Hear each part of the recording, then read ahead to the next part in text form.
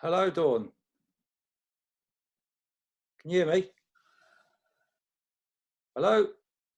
Can you hear me? I can't hear you. Can't hear me. Now I can. All right. Okay, good. I thought for one moment we had a technical issue there, We did for a second. and we wouldn't want that, would we? No.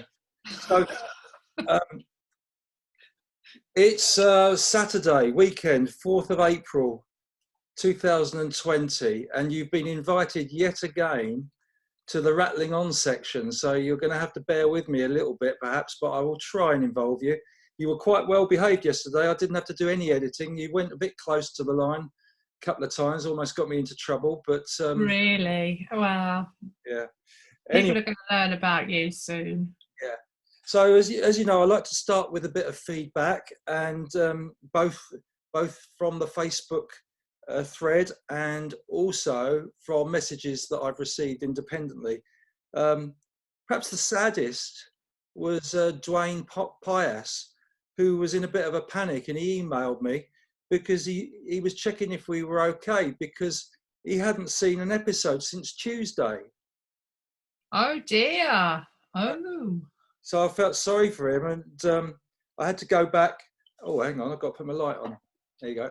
I had to go back to him and say, yeah, there's something gone wrong technically his end, and he's got to binge watch about 4 or 5 episodes now.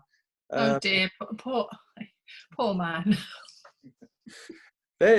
Then, following on from our relationship guidance that we gave yesterday, I'm Dave, not sure it was relationship guidance. I don't think, anything. Nobody could guide a relationship. Go on, get on with it. it got quite a nice reaction from people. Dave Adkin, who's married to Pat and has been for 56 years. Lovely couple, yes. Yeah, lovely couple, stuck in a flat together at the moment. So yeah, you got to bear that in mind. And they've been there about 3 weeks, a bit longer than we have been isolating. But anyway, Dave gave his top tips for a successful marriage. Oh, let's hear them then. Let's see if we can apply them. This could be funny. Love. Oh, right. Yeah, I agree with that one. Okay. Patience. Well, you haven't got any.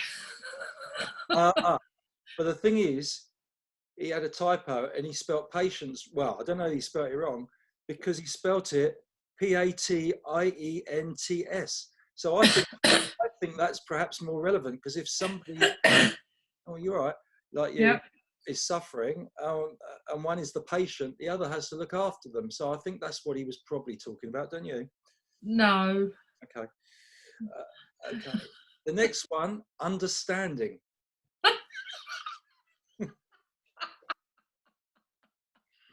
We don't really want to get started on that one, do we? Number 4, he agreed, not going shopping together. Yes, definitely. Big up, Dave. But then he disagreed because they do an awful lot together, Pat and Dave, and so he was quite happy with that. I think if you were a little bit older, and I was a little bit older as well, we probably would do more things together because you'd be less involved with the athletes and things like that. But at this moment in time, I think both of us are very independent, aren't we? Yeah. And it would be impossible for us to do things together. We do things occasionally together. I mean, we do the national cross country together. Not literally run around the race course, but you go do your video. I run around like a chicken without a head and get all the results and highlight them, and so we can do the presentations, etc. So we're always busy, but different ways. I think, to be honest, you're bigging up your role there and belittling mine. Go and do my video. I mean, I'm organising 200 people on that trip, for heaven's sake, and team managing. Go and do my video. Honestly. I meant on the day, dear. I mean, honestly, you organise 200 people. I do. It's a big task, and you're always doing something, pulling your hair out, and all sorts of things. But at the end of the day, okay, don't overdo it. A few things together is what I'm saying. You can take it any way you like. I don't really care. Right. Next bit. Oh, you'll love this bit. Becky Morris and Jem Crick were having a debate on Facebook about who of us is in control.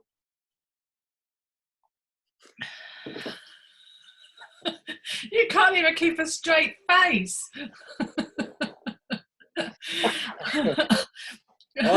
Are you in control? I replied, in control of what? That's debatable, isn't it? I think at the end of the day, we do tend to work together. Who cares who's in control? Does it really matter? As long as things get done. I have made the big decisions in life, and they're about the house and the dog and stuff like that. You know, the crunch decisions. But what decisions? Excuse me. Hold on a second. Woo there. You don't make any decisions. Okay. You just go along with the flow, mate. Remember, that will give people a good idea about our relationship. Right, on to the next subject. We've got a bit of a red lipstick frenzy going on. Jackie O'Reilly and Grazia Manzotti donning the red lipstick and changing their habits in honour of you. Are you touched with that? Yeah, it's nice. The thing is, trying to make an effort in this day, you can easily let yourself go. It's more effort to make a bit of effort. So I don't know why you're laughing.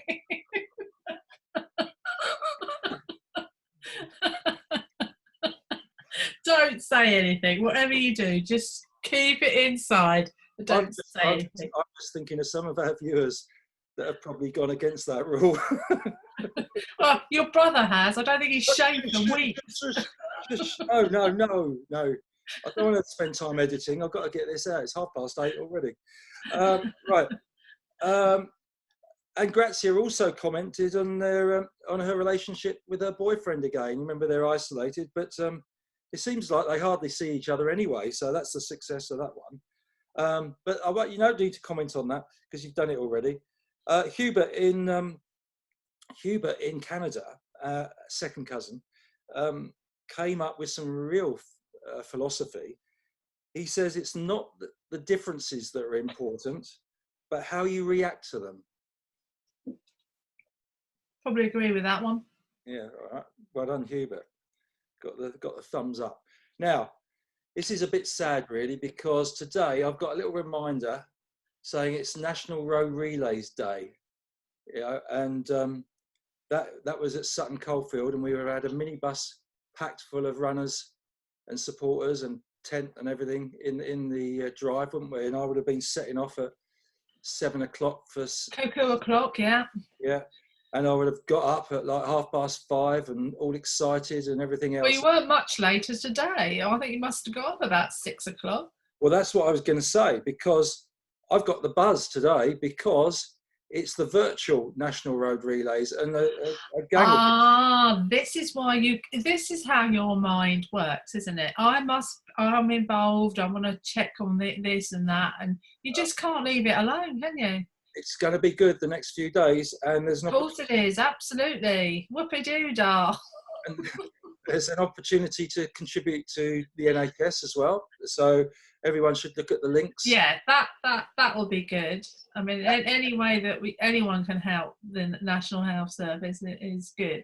And I'm buzzing because I'm going to see some action, some actual live sporting action today. Ooh, yeah. Only from your front gate, though. From my front gate, Michael Ellis is going to do his 5K time trial going past our front gate. I might get out there and take some photos. But that's quite exciting. Around 10 o'clock this morning, I'm buzzing now. I've got the bug back. So in view of that, what is your most exciting ever moment in sport that you can recall for yourself? Don't think too hard. Come on, something.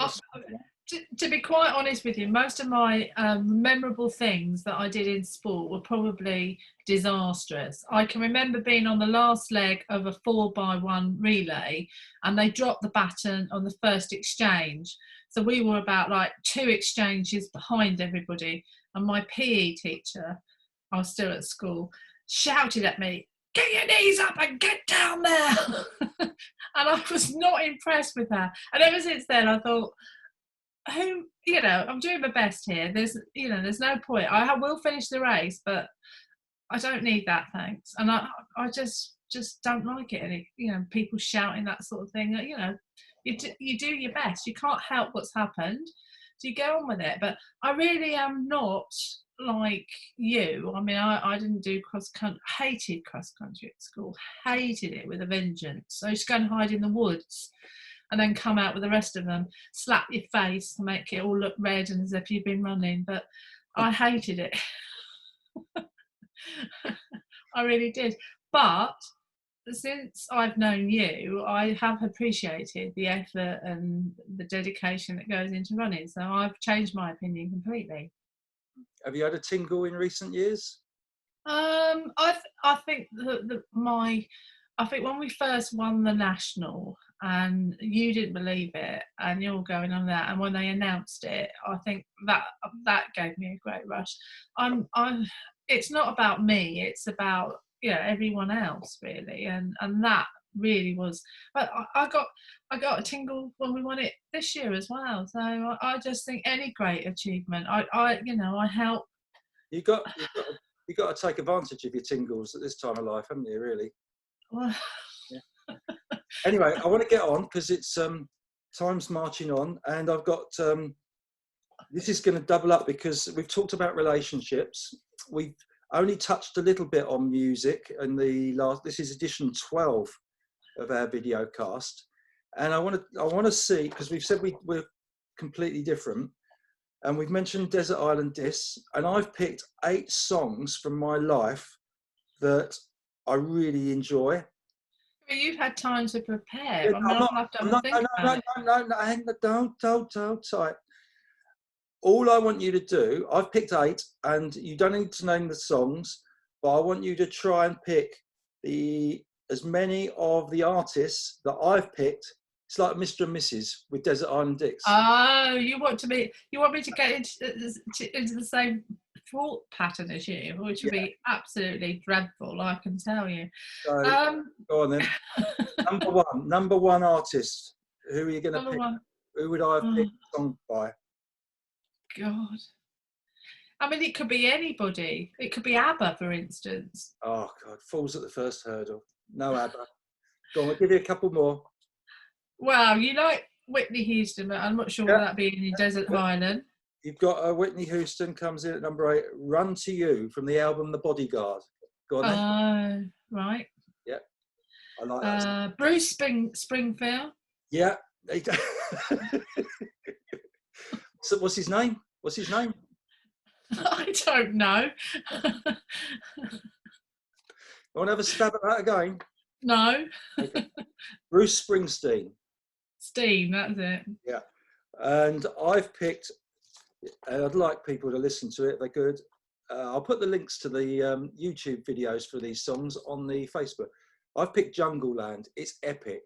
With a guy, you would have liked it, saxophone, guy called Clarence Clemens on saxophone. You love a bit of sax, don't you? Yeah, I do. Yeah. Go on then. You've got 2 in a row right. You're on a roll now. Go on then. Queen? No. We'll give you one more failure before I have to put you out of your misery. Well, I think you should put me out of my misery anyway, because I have no idea what you're thinking and what your music you like. I really haven't. So. Go on, one more.